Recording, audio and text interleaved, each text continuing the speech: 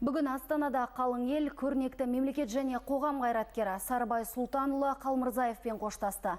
Астанадағы Күләш Байсейітов атындағы опера және балет театрына жиналған қаралы көпшілікте қисап болмады. Марқұммен қош айтысуға мемлекеттік және саяси қызметкерлер, зиялы қауым мен қараша халық көп келді.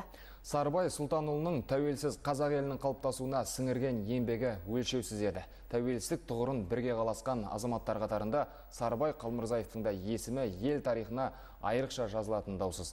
Елдіктің тұғырын қаласқан тұлға жайлы Әуесбайдың қанаты жүрек жарды сыр шертеді. Спортта саясат сияқты. Сергек ойлап ширақ қимылдамасаң жеңілесің, есе жібересің. Замандастарының айтуынша сол спортқа тән сергектік Сарыбай Сұлтанұлына да тән еді. Мемлекет ісі қандай күрделі болса, тұлғаның қалыптасуы да сондай күрделі еді. Қалмырзаев сұрапыл соғыстан кейінгі туған ұрпақ. Майдан өрті өшсе де, зардабы суы қоймаған алмағайып шақ еді. Елдегі елең алаң қайсар тұлғаны шыңдады, шымыр етті. Қайраткерлік санасын шұғыл оятты. Бар арманы соғыс өрті енді қайтып тұтанбаса екен. Қазақы маңдайға бейбіт азат еркін өмір жазылса екен деді. Орындалды сол арман. Дұрысы, арманның орындалуына атсалысып, өзі де үлесін қосты. Осы тәуелсіздігімізді баянды болу үшін, экономикасын көтеру үшін, оның қалыптасу үшін Секенің еңбегі зор.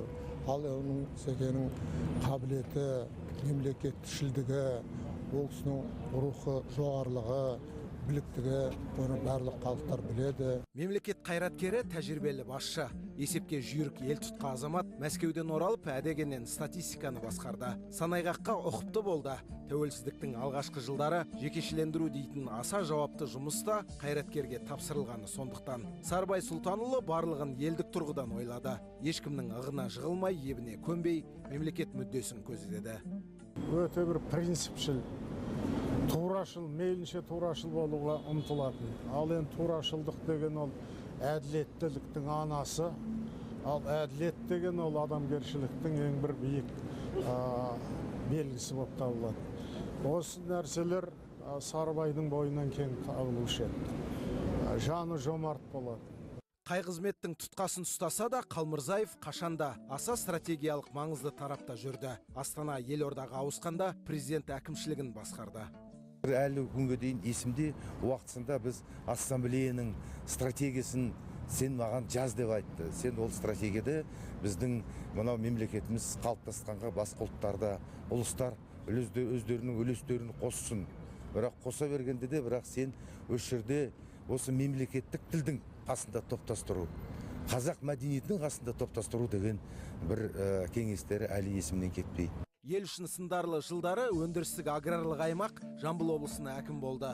Артында өшпес із қалдырды. Әулиеата өңірінің өнеркәсібін түзеп, руханиятын жандандырды. Дана Дулатиге, Қойгелді Батырға ескерткіш тұрғызды. Қаржы полициясы сияқты күрмеуі көп сала, әркімнің оң жамбасына келе бермесі анық.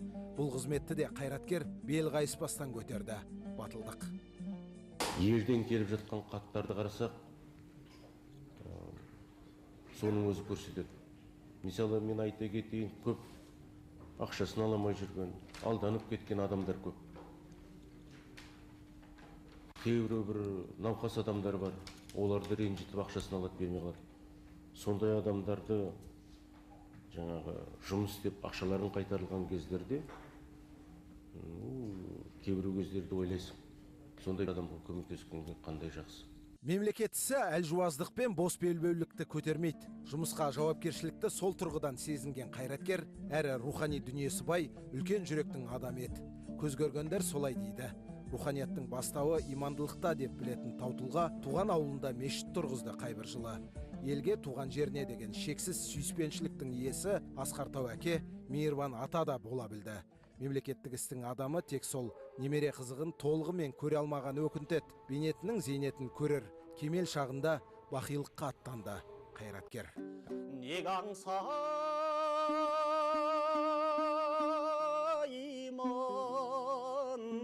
білмеймін неге аңсаймын.